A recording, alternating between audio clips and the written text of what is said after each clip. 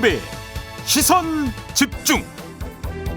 네, 5.18 광주 민주화운동 40주년을 맞아서 저희 시선 집중이 특별한 시간을 마련을 했습니다. 특별 기획을 준비를 했는데요. 초점을 전두환 씨에게 좀 맞춰보려고 합니다. 그 이유 아마 우리 애청자 여러분들 다 알고 계실 거라고 생각을 하는데요. 그 어느 해보다 전두환 씨가 많이 등장을 했던 게 바로 올해입니다. 재판을 받고 있기 때문이죠. 근데 사실 재판이 중요한 게 아니라요. 이걸 계기로 드러났던 그의 모습에서 과거를 반성하는 모습을 전혀 찾아볼 수 없어서 국민들로부터 상당한 분노를 다시 유발을 하고 있는 게 부인할 수 없는 모습인 것 같습니다. 그래서 전두환 씨에 대한 단죄와 사면의 과정을 한번 저희가 찬찬히 복기를 해보려고 특별한 시간을 준비를 했는데요. 도움 말씀 주실 분을 스튜디오로 직접 모셨습니다. 문민정부로 불리는 김영삼 정부에서 정무장관을 지낸 분인데요. 김덕룡 민주화추진협의회 이사장 스튜디오로 직접 모셨습니다. 어서 오세요, 이사장님. 예, 반갑습니다. 네. 네. 언론 인터뷰는 참 오랜만이시죠? 그렇습니다. 네.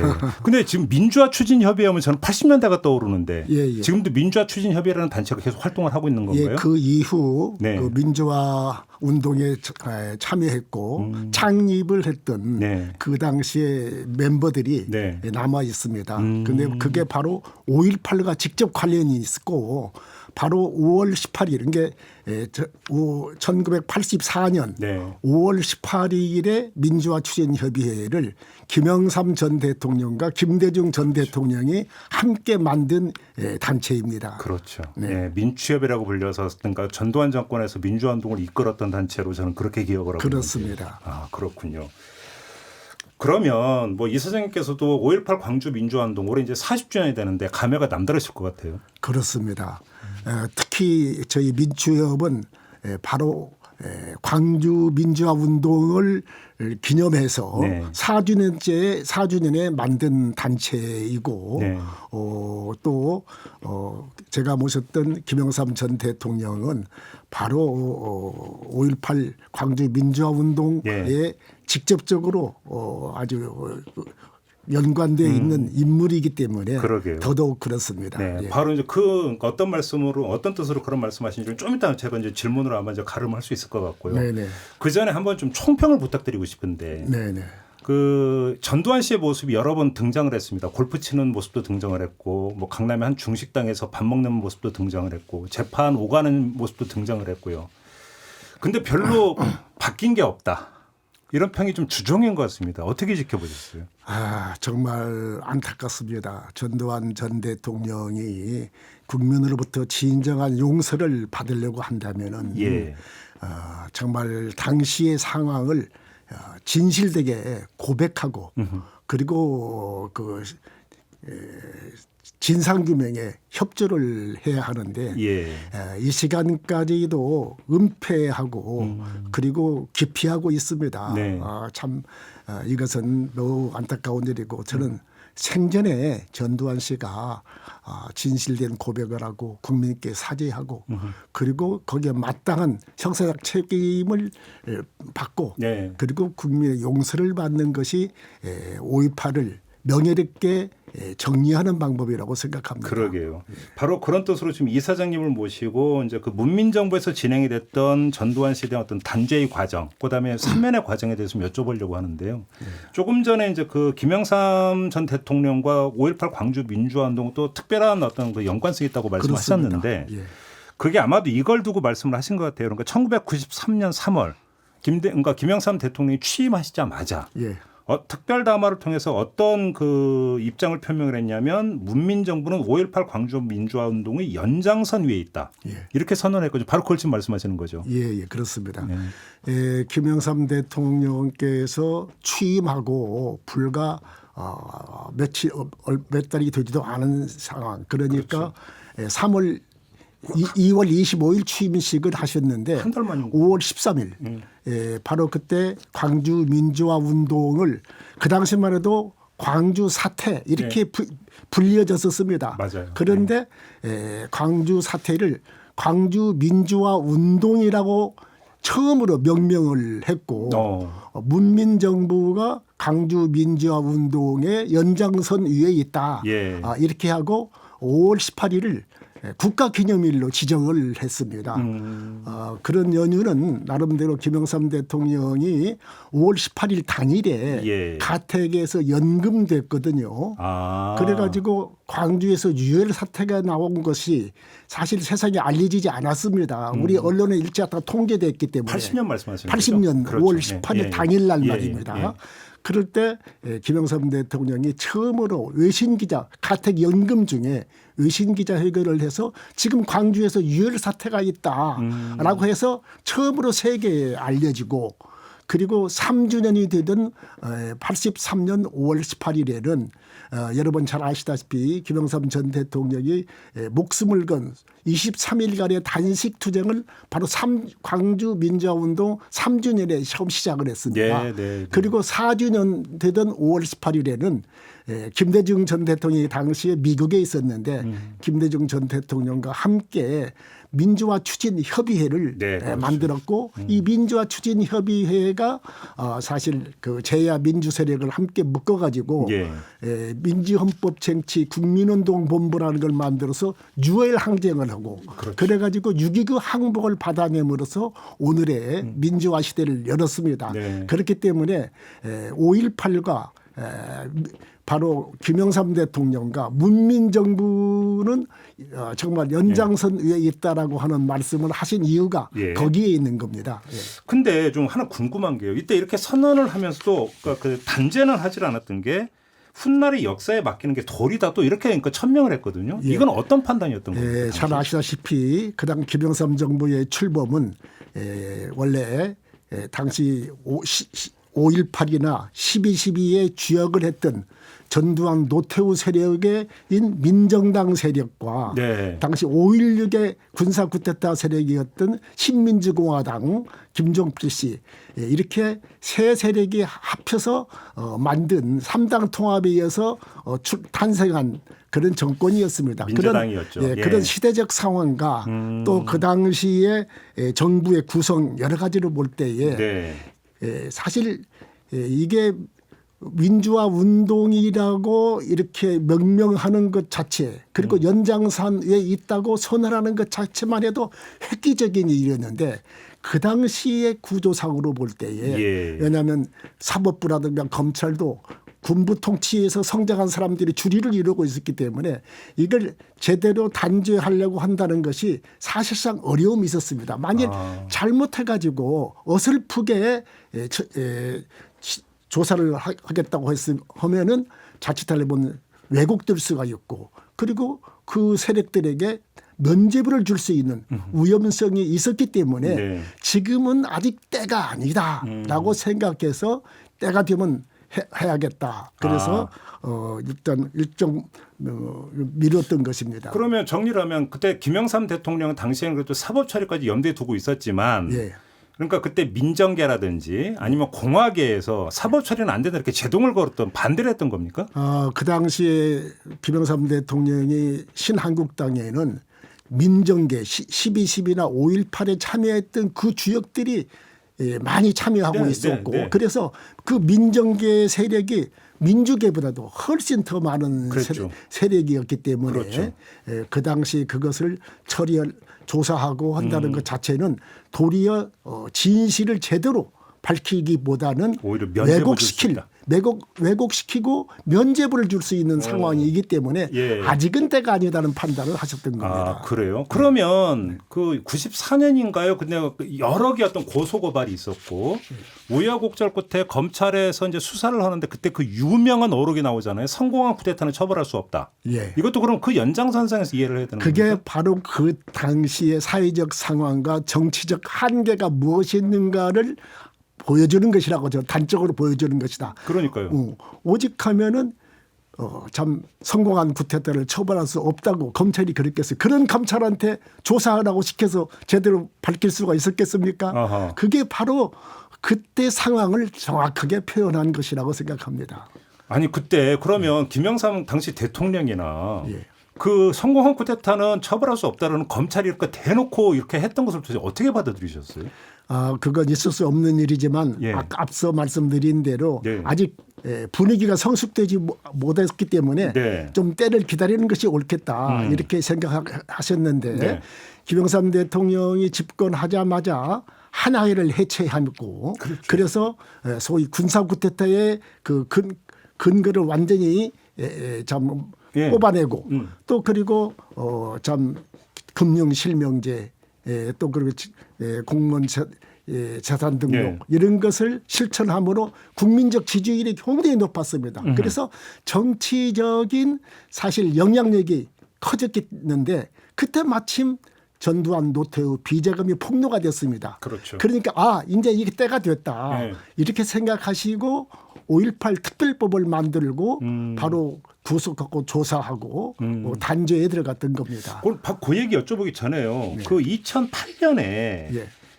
그 김영삼 대통령이 그때 광주 MBC 그 특집 시선 집중 광주 예. 여기 인터뷰를 하신 적이 있어요. 2008년 말입니다. 2008년에. 예. 그래서 저희가 이제 그 자료를 찾아보니까 이때 김영삼 대통령이 어떤 말씀을 하셨냐면 성공한 쿠데타는 처벌할 수 없다고 말한 그 검사 예. 나한테 벼락을 맞았다 이렇게 그러니까 이야기를 했거든요. 개인적으로는 경고를 하고 예. 그렇게 했지만 그 당시 검찰이 제대로 조사를 할 수 있다고 판단을 안 하신 겁니다. 그러면 그때 그 청와대에서도 검찰을 거의 그러니까 제대로 손을 볼 수가 없는 이런 상황이었다.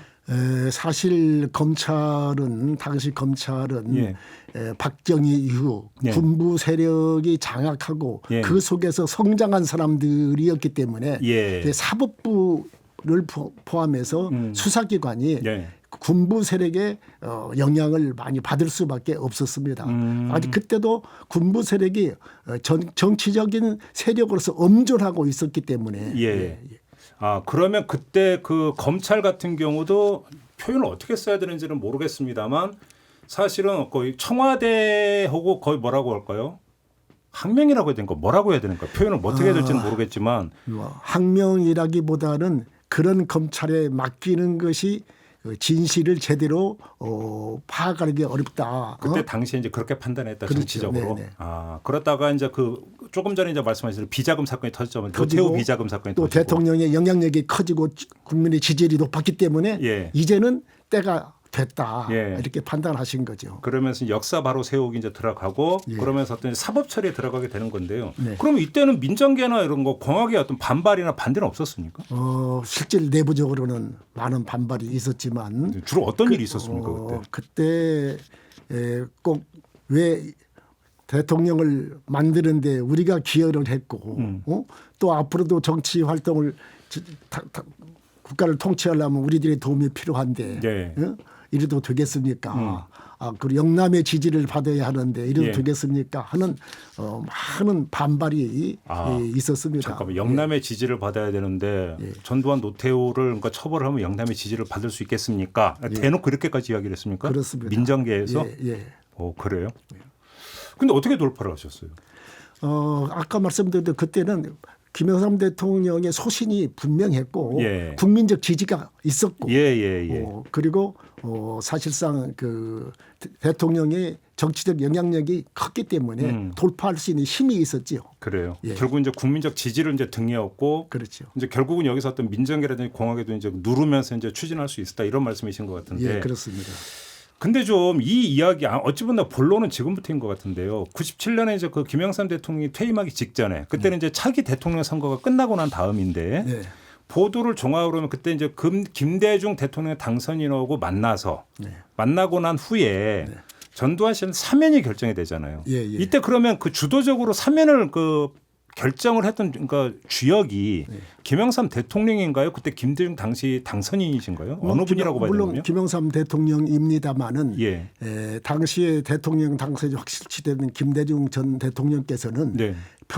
올해 그 전부터 그분이 이제 앞으로 정치적 행로라든가 대통령에 대하겠다는 생각 때문에 예. 군부 세력에게도 좀 그 관계를 좀 완화하고 화해를 또 해야 하고 네. 또 영남 세력도 좀 지지로 끌어들이기 위해서 예. 12.12나 5.18을 용서해야 한다 이런 주장을 여러 차례 이야기를 했습니다. 예. 그렇기 때문에 김대중 대통령이 당선되고 나면은 바로 사면을 할 것이다.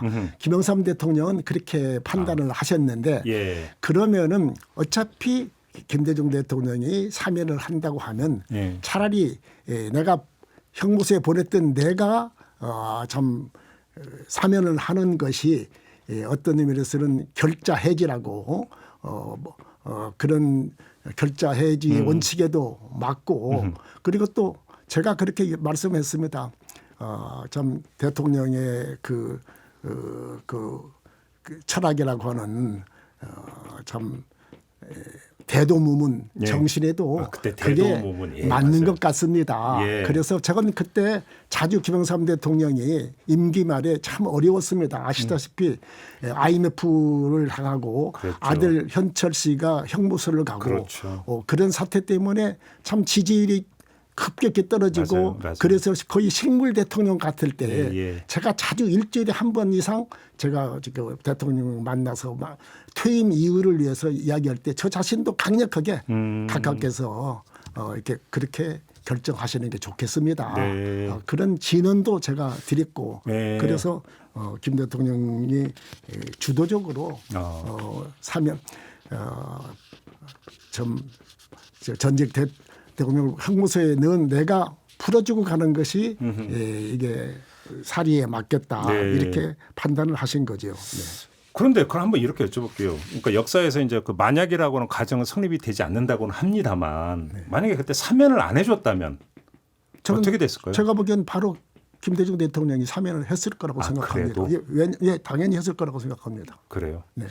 근데 지금 그러니까 이게 어떤 사법적인 측면 말고 그러니까 저희가 이제 이사장님을 모시고 인터뷰를 시작을 하면서 전두환 씨는 바뀐 게 아무것도 없다. 반성하는 모습이 전혀 보이지 않는다.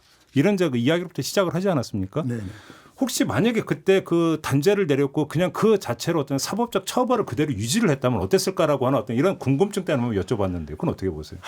좀 사실 저는 전두환 대통령이 자기가 저질렀던 죄과에 대해서 네. 정말 진실된 고백을 하고 예. 그 반성과 함께 예. 국민에게 사죄를 청하는 것이 정말 도리라고 생각합니다. 지금도 늦지 않았다고 생각합니다. 그분이 예. 생전에 예.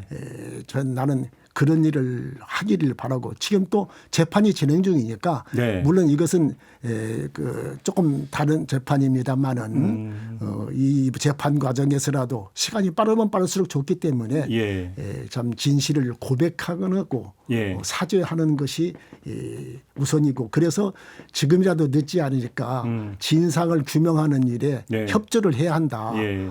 그렇게 생각합니다. 그럴 여지가 조금이라도 남아 있다고 보세요. 지금 최고의 재판 과정을 보니까 아직 그런 기미가 보이지 않아서 안타깝습니다. 그래서 네. 제가 생전에 그런 일을 꼭 하라고 제가 그렇게 말씀을 드리고 싶습니다. 그러게요. 그런데 일단 전두환 씨 이야기를 해서 범위를 좀 넓혀갖고 예를 들어서 이런 게 두 갈래 하여튼 좀 그 현상에 대한 질문을 좀 드리고 싶은데요. 네.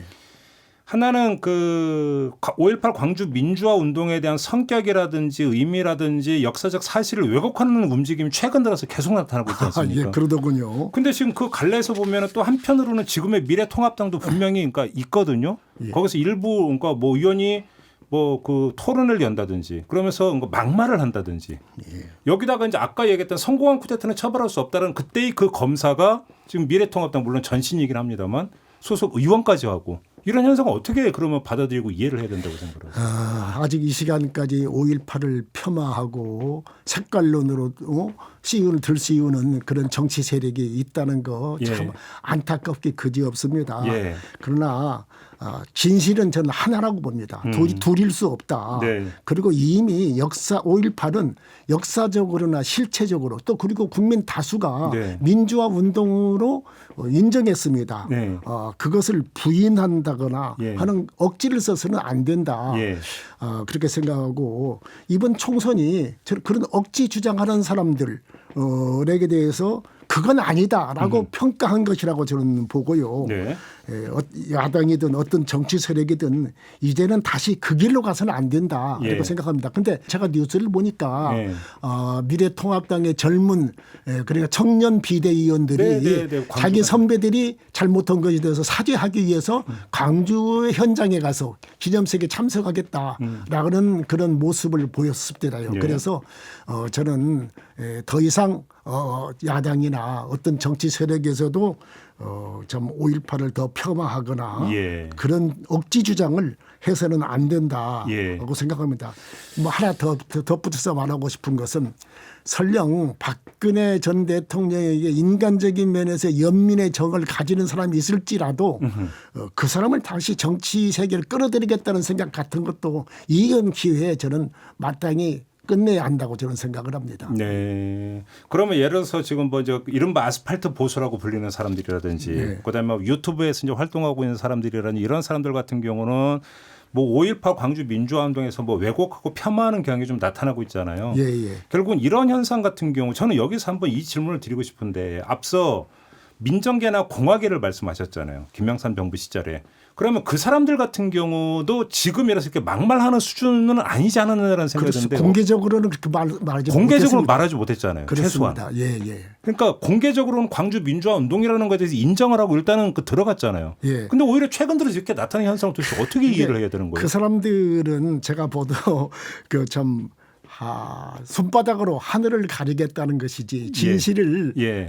가리는 것이지 왜곡하는 것인데 예. 국민이 이번에 선거에서 보였지만 그런 사람들을 인정하지 않은 거 아닙니까? 네. 그래서 다시는 저는 그런 사람들이 좀 등장하지 않을 것이다. 안 해야 예. 옳다. 예. 이렇게 생각합니다. 예. 이사장님 이건 어떻게 보세요? 그러니까 다시 전두환 씨로 돌아가서 전두환 씨는 그때 그 법원의 판결에서 추징금이 있습니다. 예. 추징금도 아직 완납을 안 하고 있습니다. 그러니까 버티고 있지 않습니까? 예. 이런 모습은 어떻게 평가를 해야 되는 겁니까? 우리 정부에서 끝까지 재산을 추적해서 환수를 해야 옳다고 생각합니다. 예. 그 작업을 지금도 제가 하고 있는 것으로 알고 있습니다. 정부에서 이제 계속 그래서 재산 추적 말씀하시는 거죠? 예, 그렇죠. 그 밝혀져야 하겠는데 숨겨놓은 재산이 있다면 찾아내서 환수해야죠. 사실은 대법원 확정 판결로 전두환 씨는 사법적으로는 내란의 수괴가 돼버렸잖아요. 그렇습니다. 예. 사법적으로는. 예. 근데 그런 사람이 예를 들어서 만약에 사망을 한다면 국립묘지에 안장이 돼야 된다고 생각해서 이것도 사실은 잠재적인 논란이고 가끔씩 계속되는 논란이지 않습니까? 어떻게 생각하세요? 그 부분은 당연하게 지금 국립묘지에 가게 되어 있지는 않습니다. 네. 사면 받았지만은 아마 다시 국민적인 합의가 있어야 하고 그것을 아마 제가 알기로 국무회의에서 네. 의결을 해줘야 하지 않느냐라고 그렇게 아마 그렇게 되어 있다고 생각합니다. 그래요. 네. 그러면 경우에 따라서는 국무회의에서 의결을 안 할 수도 있다. 그렇지 않나 저는 그렇게 생각합니다. 그래요. 예. 알겠습니다. 벌써 시간이 다 돼서 좀 마무리를 해야 되는데요, 이사장님. 마지막으로 예. 좀 전두환 씨에게 꼭 이거는 좀 꼭 전하고 싶다는 말씀이 있으면 좀 해주세요. 저는 이제라도 늦지 않았으니까 예. 진실을 고백하고 그래서 진상규명에 협조를 하고 네. 그리고 국민의 용서를 비는 것이 참 도리라고 생각합니다. 예. 그런 의미에서 하루빨리 좀 바로 그런 일을 해야지. 이번 기회를 놓치면은 자기 평생에 그걸 못하고 가는 죄인이 영원한 죄인이 될 수 있지 않는가. 영원한 죄인이 된다. 이번 못하면 죽기 전에 못할 기회가 없지 않겠나. 그 이제 죄인이라고 하는 것은 사법의 죄인이 아니라 역사의 죄인이라고 되는 거겠죠. 그렇습니다. 알겠습니다. 자, 오늘 귀한 말씀은 여기서 좀 마무리를 해야 될 것 같습니다. 오늘 말씀 잘 들었습니다. 고맙습니다. 예, 감사합니다. 네, 지금까지 김동룡 민주화 추진협의회 이사장과 함께했습니다.